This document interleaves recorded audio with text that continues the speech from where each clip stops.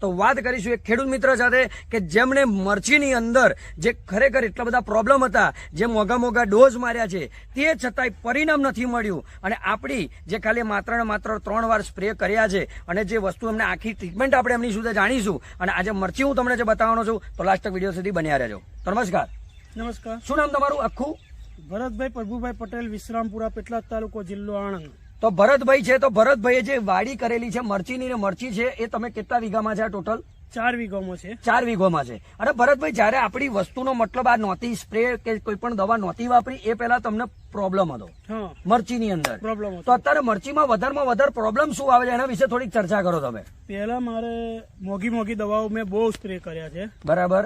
બધી રીતે જે કહ્યું છે બધું કર્યું છે. બરાબર. ઉત્પાદન વાયરસ ને જતું નતું. પછી આ દવા માર્યા પછી મને રિઝલ્ટ સારું મળ્યું છે, ફ્રાઉડિંગ સારું મળ્યું છે, ફૂટમાં પણ સારી છે. તમે જોઈ શકો છો આ મરચી. બરાબર છે. પહેલામાં પહેલું તો વાત કરીએ તો ખેડૂત મિત્રને પ્રોબ્લેમ હતો કે પહેલું તો ફૂટ ના આવી, હાઈટ નાની રહેવી, મરચાની ક્વોલિટી બરાબર નહોતી.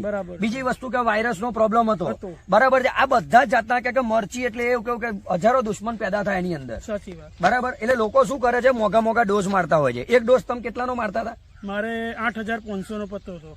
એક ડોઝ 8,500. એક ડોઝ 8,500 નો. મિત્રો તમે વિચાર કરો, એ પણ આ 4 વીઘાના પ્લોટમાં. હવે એક વસ્તુ છે કે એટલું તો હજુ લણી ના લેવાનું, એ પેલા તો એટલા મોંઘા ડોઝ કે સીધી વસ્તુ છે. લોકોના માર્કેટમાં કેવું બ્રાન્ડ વાપરવી, તો તમારા માઇન્ડમાં એવું જ હતું ને કે બ્રાન્ડ વગર રિઝલ્ટ ના આવે. પણ આજે અમને મારી એગ્રી પરિવર્તનની પ્રોડક્ટ એ પણ નેચરલીમાં વાપરીને આટલી મસ્ત મરચી બનાવી છે. તો પેલા મરચીનું રિઝલ્ટ એમને કીધું એ પ્રમાણે જોઈશું, પછી હું આગળ તમને ચર્ચા કરું. તો આ બાજુ આવી જજો જરાક. તો તમને હું મરચી પહેલો તો હું તમને આ તમે નજીક લાવો ફોન, એટલે તમને હું ખુમાસ બતાવું તમને, એટલે તમને પોતાને ખ્યાલ આવશે. તમે જુઓ આ મરચાની શાઇનિંગ જુઓ છે, 1 નંબર શાઇનિંગ છે મરચાની. આખી મરચી તમે જુઓ, ક્વોલિટી નંબર 1. આ ફૂંટની દુખો તમે જુઓ, 1 નંબર ડૂ. કોઈ જાતના ઇસ્ત્રી માર્યા હોય ને એવા પત્તા લાગે છે, ઇસ્ત્રી માર્યા. અને આખી મરચીની અંદર તમે એમાં મરચા બી જોશો ને, અહીં નજીક લાવજો, જોવો ખાલી આ મરચા, એની હાઈટ જોવો ખાલી. નર્યું મરચું લાગેલું છે એની અંદર, લોટ બંધ છે. એક નહીં, તમે દરેક અહીં પણ જુઓ, આ જુઓ મરચું, નીચે પણ મરચુંનો એટલો લાગ. આ બાજુ બતાવજો, જો આ મરચું છે એના તમે ખાલી વાત કરીએ. આ ક્વોલિટી જુઓ તમે ખાલી, શાઇનિંગ મારે એવી ક્વોલિટી છે 1 નંબર ક્વોલિટી. આવી મરચાની ક્વોલિટી. ભરતભાઈ,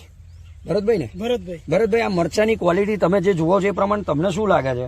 આ કઈ આના કઈ દુઃખમાં કશાને દેખાય છે ઉપર નીચામાં? કોઈ જાતનું કોઈ ફંગસ સાર નહીં, ફંગલ્સ નહીં, કોઈ જાતનો પ્રોબ્લેમ નહીં. જો મોંઘા ડોઝ મારવાથી છતાં એ ઉત્પાદન ના મળતું, જે આપણી ઓછા ખર્ચની અંદર સારું ઉત્પાદન મળતું હોય તો તમે ખુદ સમજી શકો છો કે આનું ફ્લાવરિંગમાં કઈ ઘટે એવું નથી. આ મરચીની હાઈટ તમે જુઓ તો 1 નંબર ક્વોલિટીની હાઈટ છે.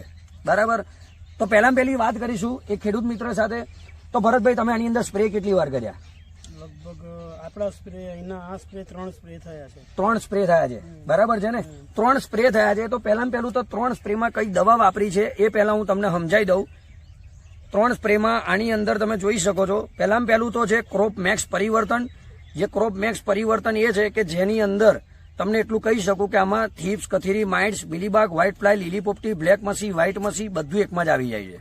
બરાબર છે. ફ્લાવરિંગ પણ સાથે આવી જાય છે, વાયરસનું પણ નિરાકરણ થઈ જાય છે, ફૂટ પણ થઈ જાય છે. તો એક જ બોટલમાં બધું સમાધાન, જેનું નામ છે ક્રોપ મેક્સ પરિવર્તન. તો આ તમે અવશ્ય વાપરો. દર અઠવાડિયે સ્પ્રે કરવાનો રહેશે. બીજી વસ્તુ છે જમીનની, જેને કહેવાય આપણી આ છે ભૂમિમેક્સ પરિવર્તન.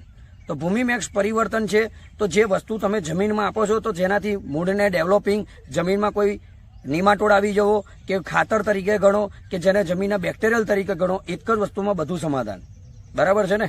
તો આ વસ્તુમાં બધું જ તમને પ્રાપ્ત થઈ જશે, જેને કહેવાય ભૂમિમેક્સ, અને આ છે ક્રોપ મેક્સ. તો તમારી વાડીમાં નવું રિઝલ્ટ મેળવતા રહો. અને આવી વસ્તુની વાત કરીએ આપણે, પહેલી વાત એમની જોડે કરીએ કે તમે પહેલું તો જે મરચું તોડ્યું હતું હે ને, તો પહેલું કેટલું નીકળ્યું તમને? મુહૂર્ત મારે 35 મણ થયું. 35 મણ.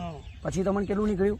પછી 200 મણ થયું. પછી 200 મણ નીકળ્યું. અને હવે આપણી આ 3 વાર સ્પ્રે કર્યો એની અંદર હવે તમને શું લાગે છે? મને લાગે છે કે 380 થી 90 મણ મરચું અવશ્ય થશે. એટલે મતલબ 350 મણ. 350 મણ ઉપર તો આરામથી છે. 350 મણની ઉપરનું મરચું છે. આ તમારે 1 લીટર હોય તો તમારે 2 વીઘોમાં ચાલે. 1 એકરમાં ભૂમિ મેક્સ બધું એકમાં જ આવી જાય છે, બધું એકમાં સમાધાન છે. અને આ છે 30 ml નો ડોઝ લેવાનો છે, અંદર અઠવાડિયે સ્પ્રે કરવાનો છે. સારામાં સારું તમને પ્રોડક્શન મળતું રહેશે. તો તમે અત્યારે શું રેટ ચાલી રહ્યો છે મરચાનો હા અત્યારે 700 રૂપિયા છે. 700 રૂપિયા. 700 રૂપિયા. તો એ સાહેબ 700 રૂપિયા મરચું હોય ને 300 મણ મરચું નીકળે તો તમને ખબર છે કેટલો રેટ થાય. બરાબર છે. તો આની હિસાબે આપણે જે 3 વાર સ્પ્રે કર્યો તો મિનિમમ ખર્ચા પ્રમાણ ઘણું.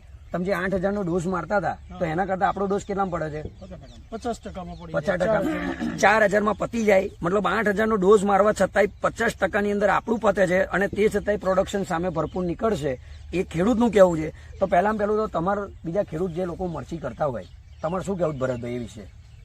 હું દરેક ખેડૂત મિત્રોને કહું છું કે આ પ્રોડક્શન વાપરવી, એનાથી ઘણો ફાયદો પડે છે. ખર્ચો ઓછો અને ઉત્પાદન જ્યાદા. મતલબ તમે જે બ્રાન્ડ વાપરતા હતા હવે તમને લાગ્યું કે ના હવે વાપરવા જેવી?